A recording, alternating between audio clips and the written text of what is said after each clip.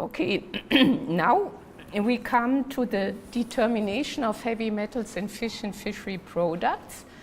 And I hope you still have some concentration left, because now we come to the demanding sampling plans. And I thought I will give you the full EU requirements that you've heard it once. I mean, then you can make up your mind. And it's not so easy to understand because it's all regulation. So EU has a separate regulation on determination of heavy metals in fish and fishery products.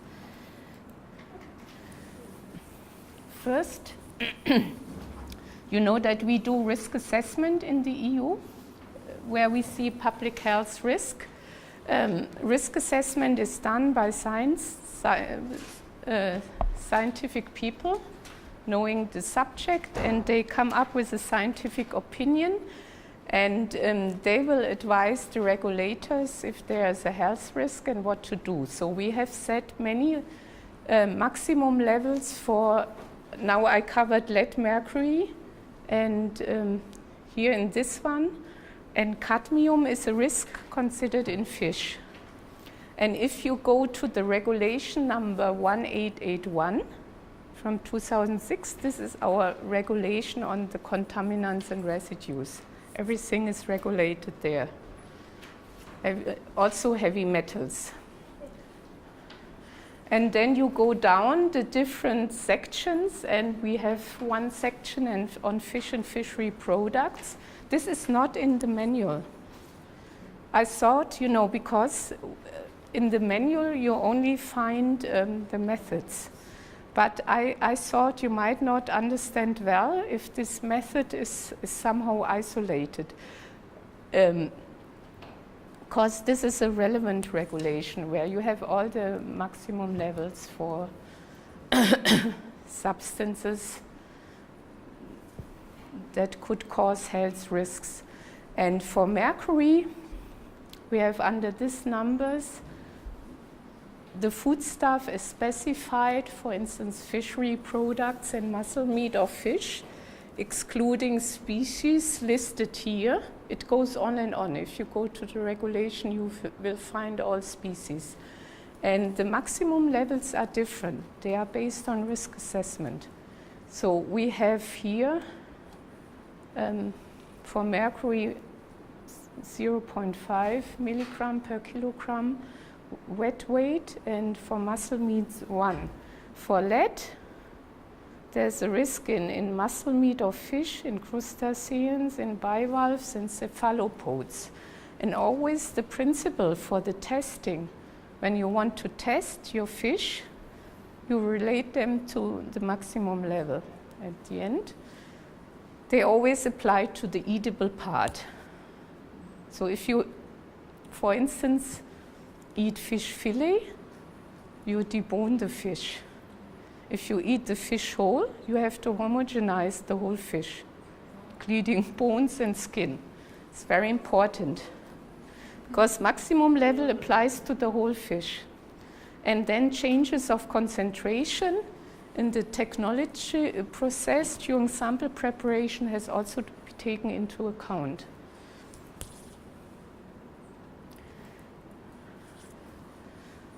So there's high risk on cadmium in certain fish and very low detection limit, which would relate to our method. So we need to have something to determine these low detection limits. You can, if you go to the 1881, you will see this. And there could be changes. Once in a while we repeat risk assessment, and the ML's maximum residue limits could change, so you always need to be updated.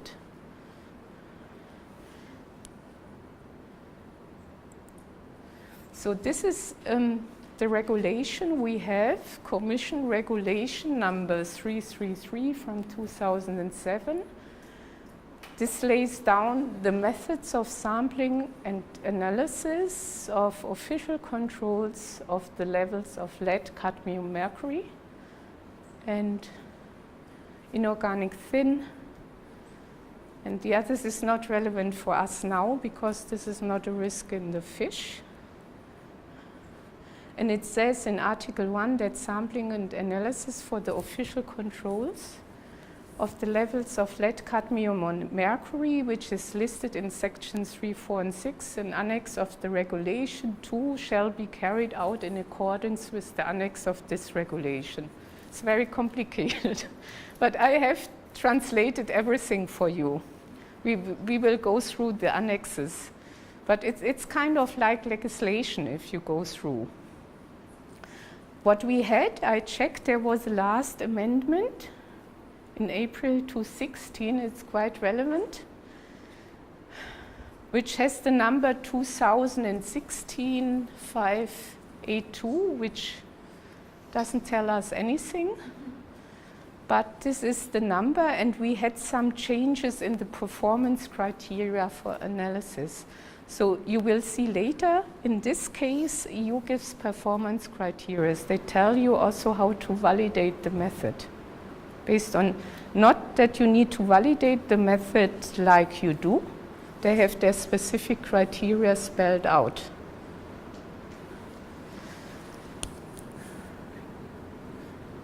And it's for official controls, not for industry.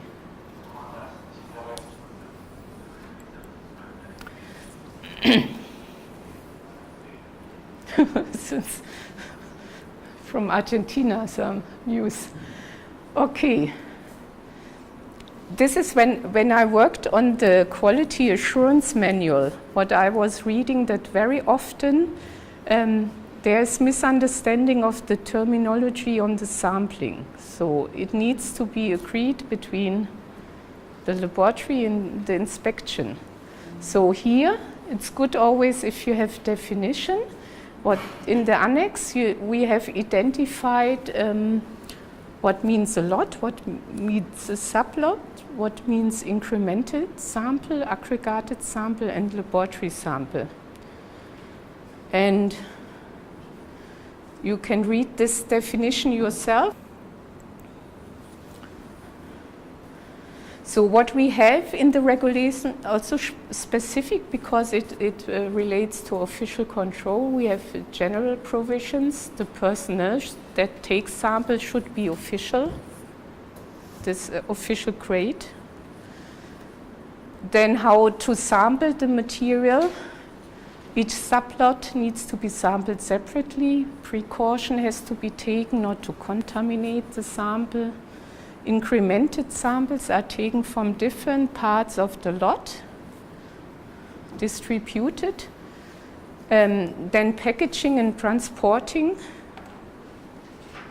Okay, this is, you should put the sample in an inert container, it shouldn't be contaminated, and you have to label and seal it as official sample. Then we have 3 kinds of samples, but the sample for enforcement shall be taken from the homogenized aggregated sample. We have also 1 sample for referee purposes. We will see this later.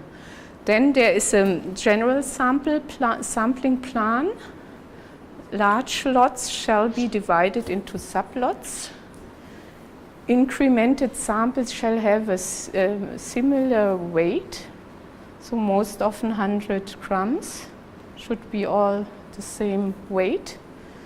The aggregated sample shall be recorded, and here in this case for heavy metals it must be at least 1 kilogram, except when it's not possible.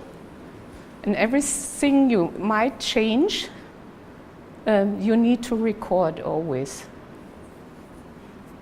We have sampling plans for products traded in bulk consignments, and we have plans for minimum number of incremented samples taken from the lot or sublot.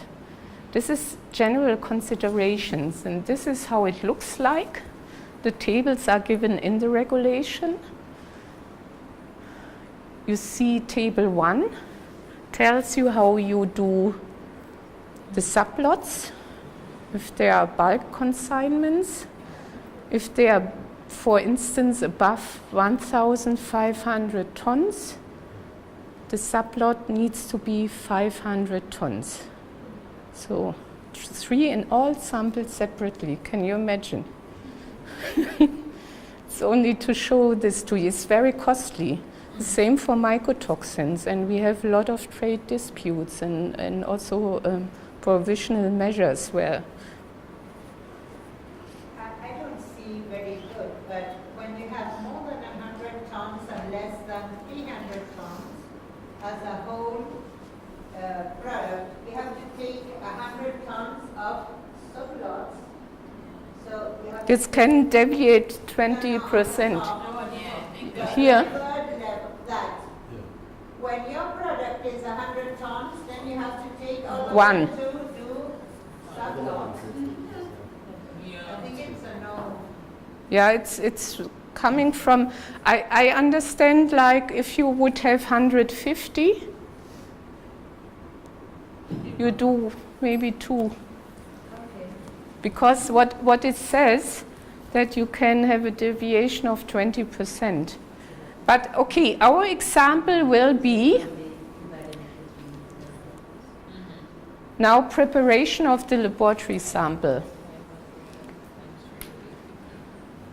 Weight of the lot or sublot. Very often it's kind of above 500 kilogram, and this will be our example.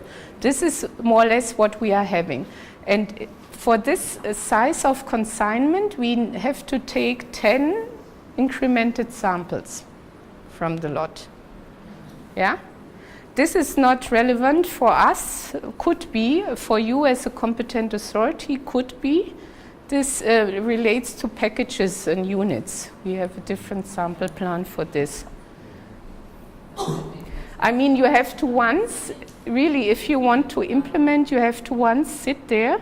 And what I find astonishing is, for instance, the German reference laboratory, they know all about this. Also, they are laboratory people, and they train the inspectors. Now we have some general consideration always with heavy metals. Later on, if we do the analysis, the room has to be very clean. There shouldn't be any trace of heavy metal to be measured. You need a very good cleaning plan. And anything, this comes so many times because it's really could influence your test result. Everything what comes into contact with the fish should be made of inert material.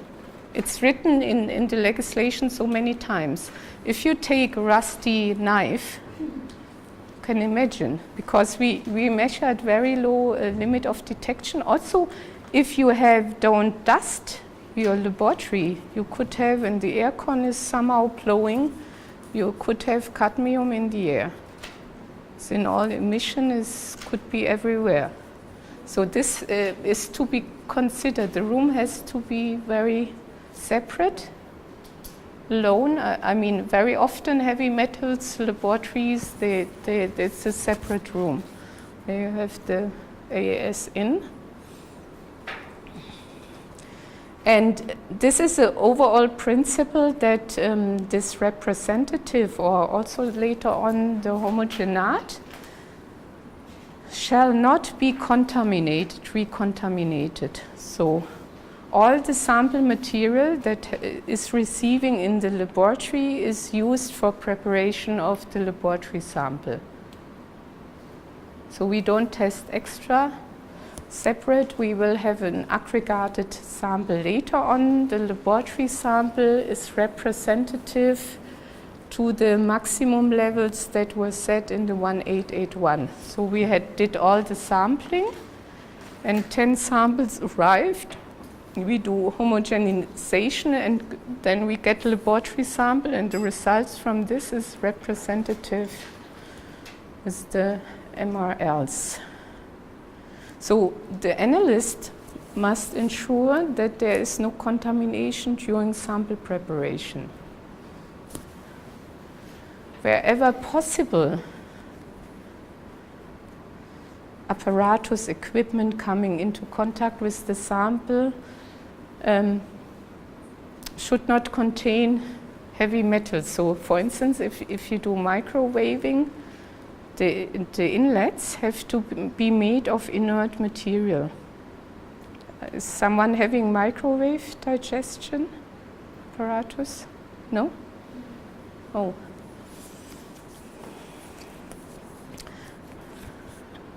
And you have to clean them with acid to minimize the risk of contamination. What we advise, fish needs to be cut with a ceramic knife. And in special cases, this is what the standard says. You can use high quality stainless steel if the fish is very hard. You know, you might not be able to cut with some other knives. I saw frozen fish. I mean, I saw such tunas. They come with the electric knife and really big knives and take samples. So this is allowed.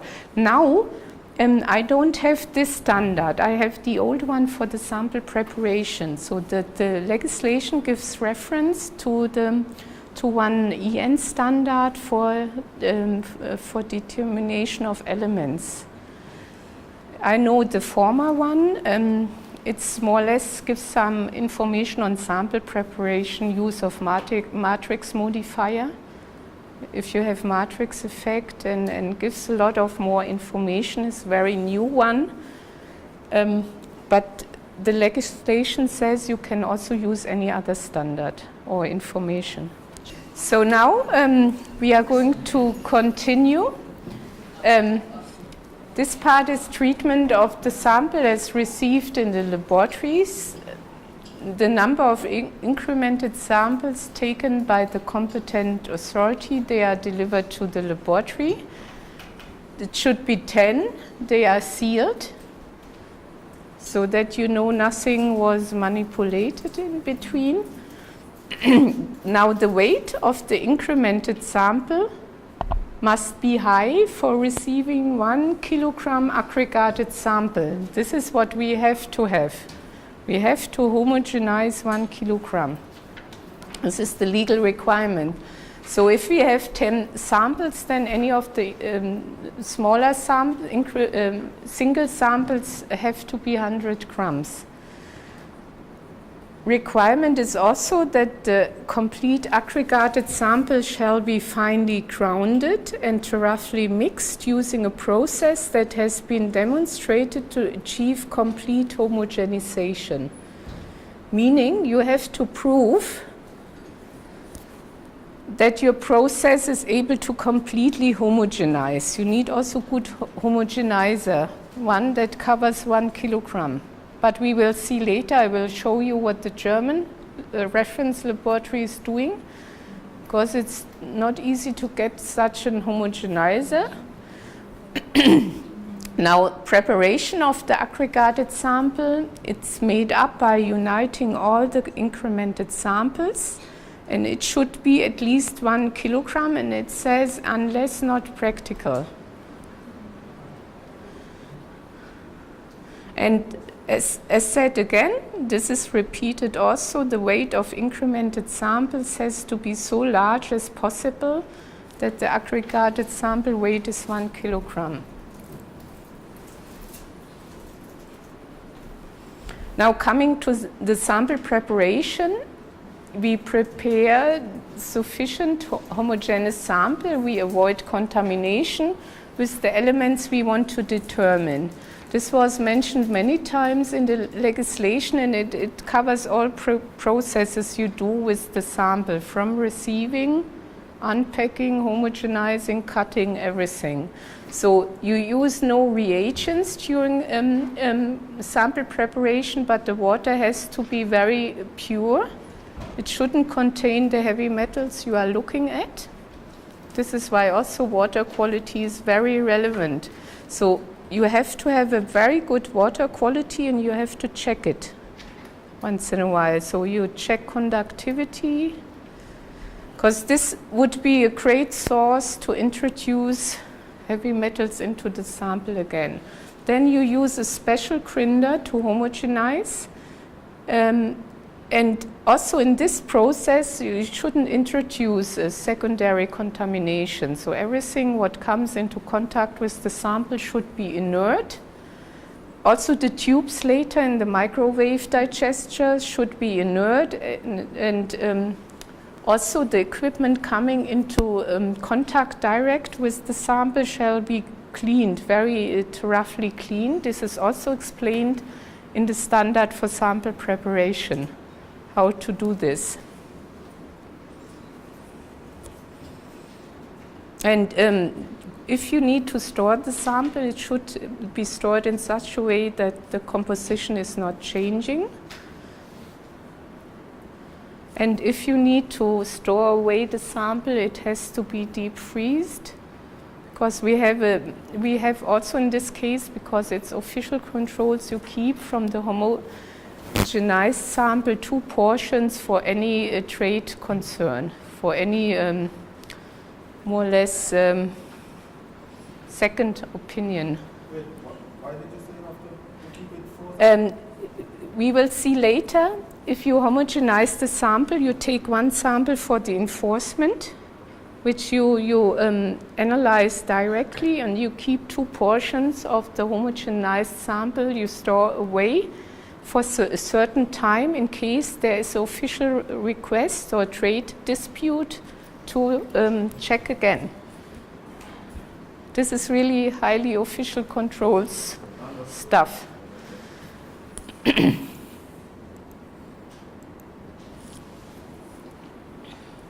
So the test sample normally shall be prepared as quickly as possible. Analyze only eatable part. Normally mussels, separate from any skins and bones. Rinse the fish with water, deionized water, cut up the contaminated front of the fish sample, and then you take 100 grams. So you might sample a bit more. This is you have to see. Do not damage the abdominal wall to avoid the contamination of the mussels with the guts. The skin and bones are discarded, and only the mussels without skin and bones are homogenized unless the fish is eaten as a whole, like the anchovies or sardines, like the Spanish do or some others. They're eaten in a whole. You also homogenize it like the whole fish. So the aggregated sample is then united, and it should be again 1 kilogram, and you have to show that everything is completely homogenized. Normally also you need to have an SOP on this process, or you do sample preparation, and you have to prove the complete homogenization. You might spike and do some recovery. And everything should contain what comes into contact again with the fish, shouldn't contain any of the trace elements you want to analyze. So I was once with a group at the German laboratory doing the heavy metals. We have 1 official laboratory, so Germany has not such a lot of fish, but we have the North Sea, and we test a lot of imports, of course, coming to the EU. So if it's entering border post, then official controls might take sample from trade and bring it to our official German reference laboratory. So the competent authority, in this case, they have changed the procedure a little bit, because they say they deviate from the 1 kilogram homogenization because they say it's not practical enough. And they say their aggregated sample is 250 grams, so they take 10 times 25 grams of the homogenates. And from this, I will show you in another slide, then you will see how it works. They take the 3 samples, and each has 80 grams, and they divide it into the laboratory sample. This will be injected into this, or will be used for the analysis. And then they have a trade and referee sample. So this is required also by the legislation. And they are stored in the deep freezer. And they use, for instance, this Crindo mix for the homogenization. It's also closed, so that it cannot be contaminated. And it only covers, you see, 0.7 liters. So it's difficult to get this big homogenizers. I mean, it's good, especially for mycotoxins. Turkey is producing, but yeah.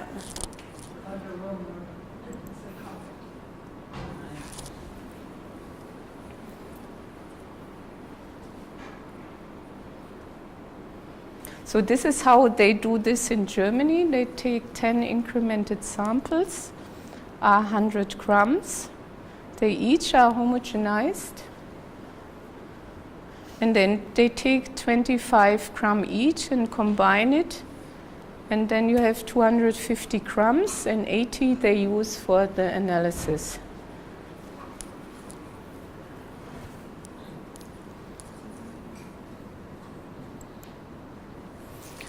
Now this was the sample preparation. Coming to the test methods,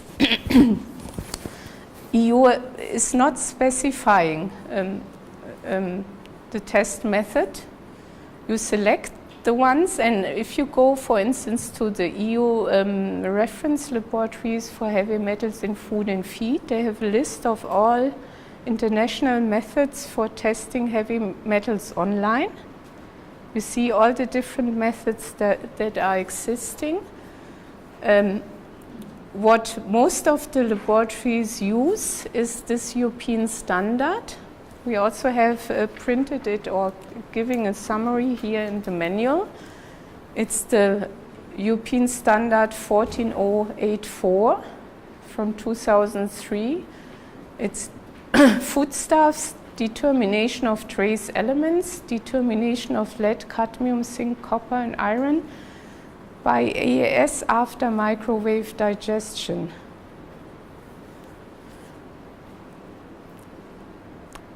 And this is the standard of choice to reach also the detection limits or the method.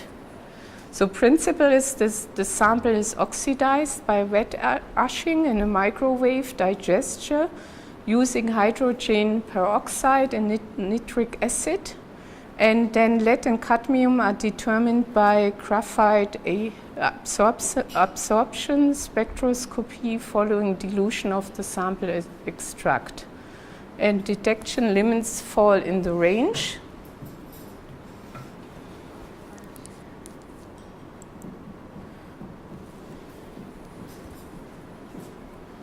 Again, these are the equipment needs for the methods. All glassware that you use should be carefully cleaned and rinsed following the procedure in the standard for sample preparation. You would need a microwave digester complete with the vessels, AAS with graphite furnace, autosampler, full data measurement recording system, the lamps, then the Waring blender for the homogenization, the tubes and vials, also the smaller ones made from inert material. And I put there also ceramic knife for cutting the fish. Reagents are nitric acid, hydrogen peroxide, lead cadmium certified reference standards, standard solutions.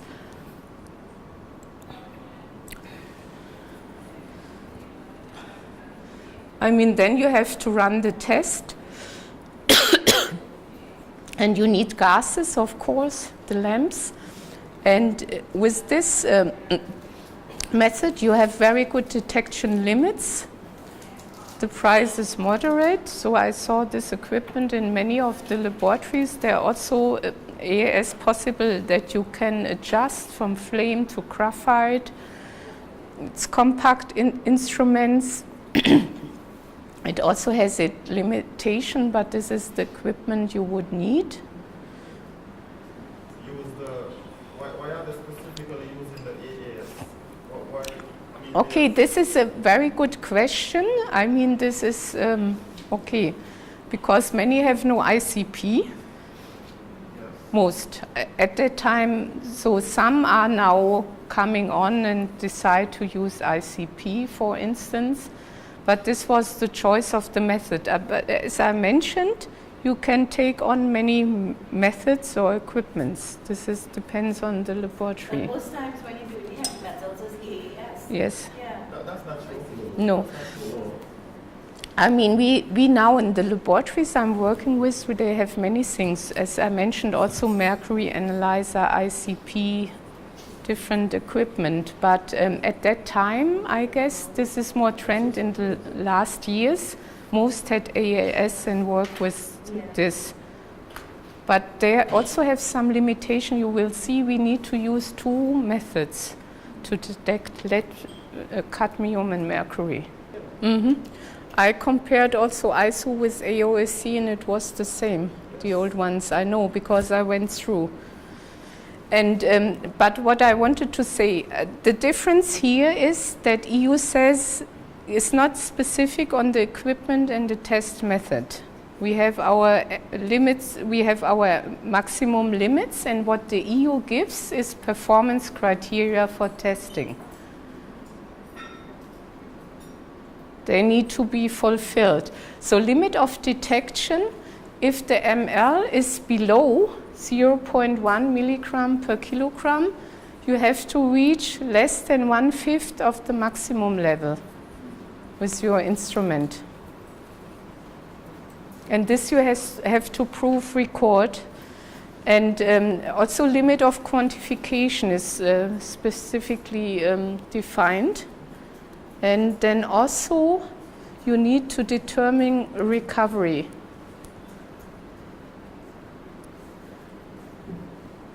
If you use extraction step.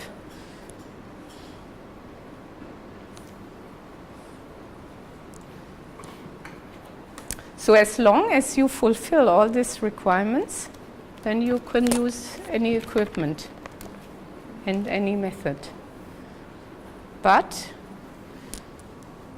as we see, we have better results with the microwave.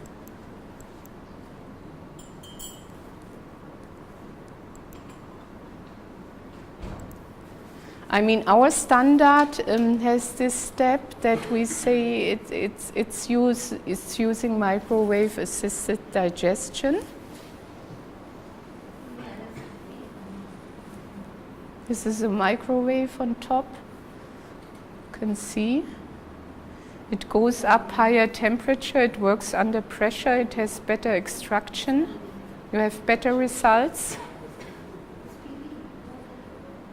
It's faster, you have the extraction after 30 minutes, more or less, and most laboratories have this for heavy metal analysis at any place I go. So it costs around 8 to 10,000, 6 maybe. So Anton Paar, it's 10, but okay. SEM is good, Anton Paar. Wait, a microwave digester? Yeah. 10,000? Yeah, you can also have some for 8,000 around. Depends on if you have 8 inlets, 16, you know, different. Depends on how much you work with.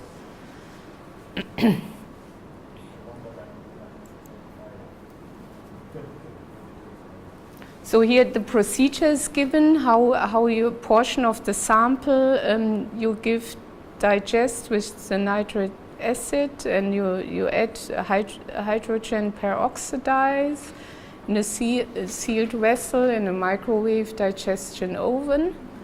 So you go with the acid under pressure and high temperature.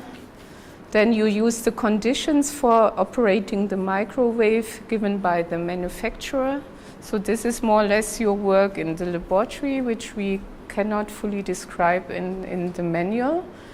And after cooling down, the sample is then measured. It's made up and measured. And the content is calculated from the calibration curve. You use standards. They use standard addition. And what the regulation gives is always very important because it's trade relevant, how you need to express your results. And the same unit as given in the 8118 in milligram per kilogram, because some express it with ppb is not correct. And if you apply extraction step, then you have to calculate recovery, and level of recovery must be reported. And you might not need to express recovery if you can prove that your process is, or your measurement is very accurate. And if you don't report the result with or corrected around recovery, then this should be mentioned in the official report. And as we have seen before, as I have shown you, the result has to be expressed with the expanded measurement.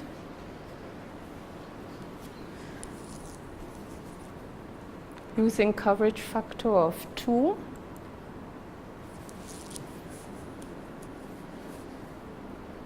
Express your results with 0.2, well, I don't know, microgram per kilogram, where we are, with the measurement uncertainty in plus minus. And for the quality assurance, you should verify, use Planck's, then you have to define the recovery, and you also should participate in proficiency testing. And then you have to report on this performance criteria, as I have given to you. This is also written in the legislation. You have to record your results based on the requirements.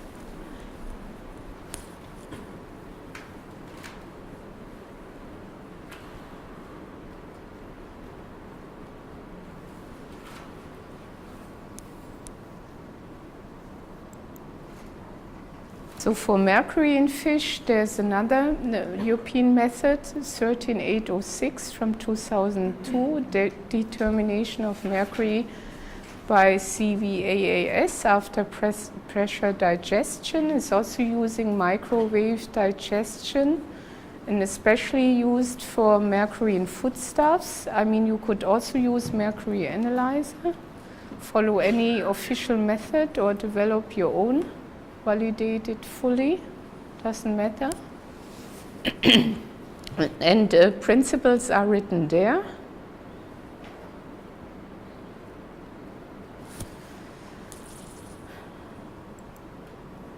You need not much. You need the microwave and the AAS, hydrate generator,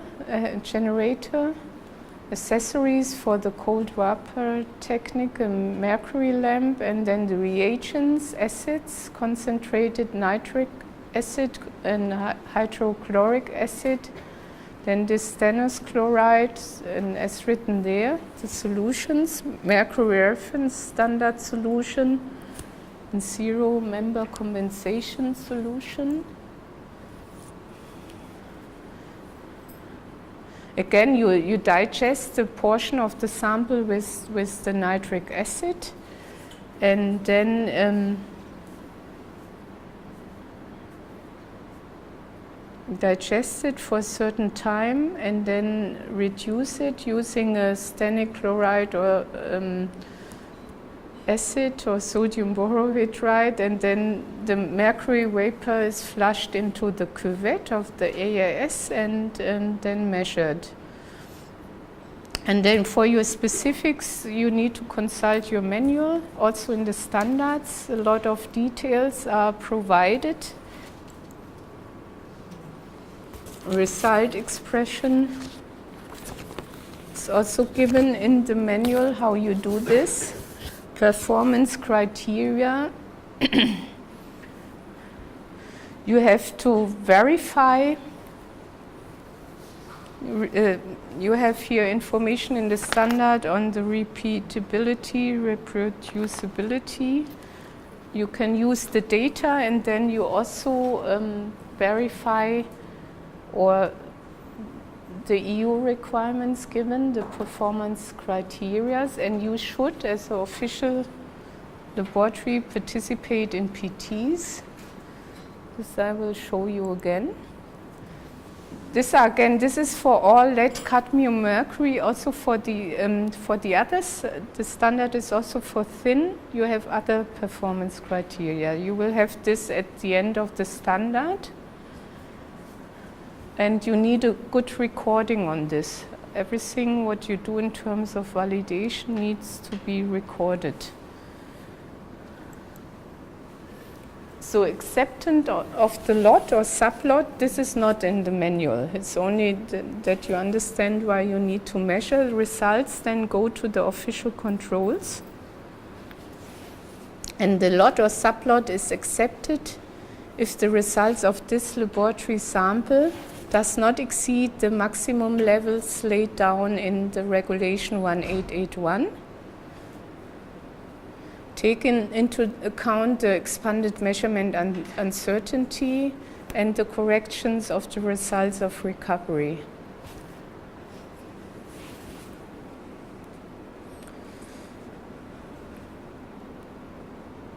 And this is related to the results obtained from the sample of enforcement. The other two samples which we took from the aliquot, from the homogenized sample and stored in the deep freezer, they are still there in case there is any complaint by the trading community.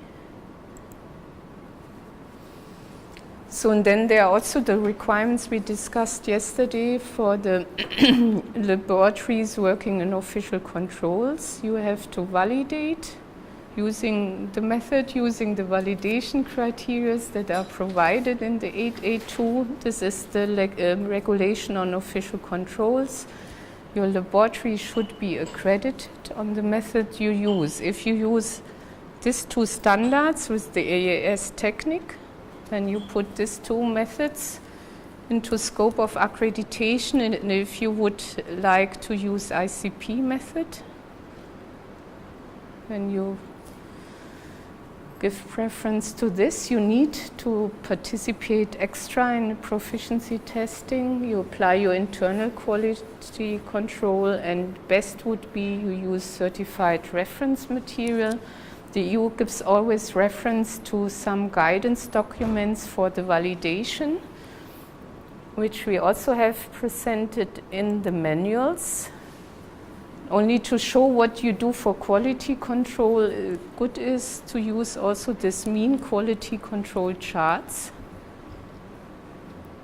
And you need to have an SOP on the sample preparation because you have to show that you fully homogenize the sample.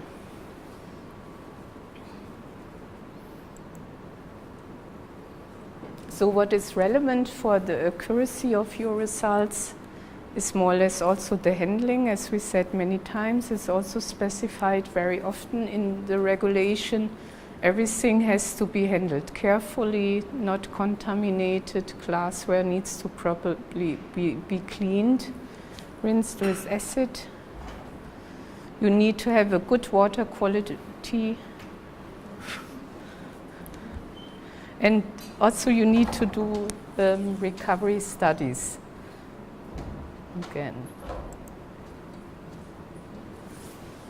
Again, I guess this is the last slide. The laboratory management has to make up the mind what kind of instrument they are using for the determination of the heavy metals. This depends also, I would say, the investment depends on the sample throughput. As we mentioned, there are also this mercury analyzer, which makes sense. If you analyze a lot of mercury, you don't need to do sample preparation. then on the sensitivity, and then there is also the question how many of these instruments you will have in your laboratory and what you do else. I mean, if you have ICP and you do also water analysis, a lot of element analysis, then it would be the choice of option. What you need to have is a very good Milk-Rinder homogenizer and microwave digestion in order to reach the limits of detection, and certified reference materials. So this was one example to see really the legal requirements from the beginning. Sampling plan, sample preparation of the laboratory sample, choice of test methods, and all the little requirements.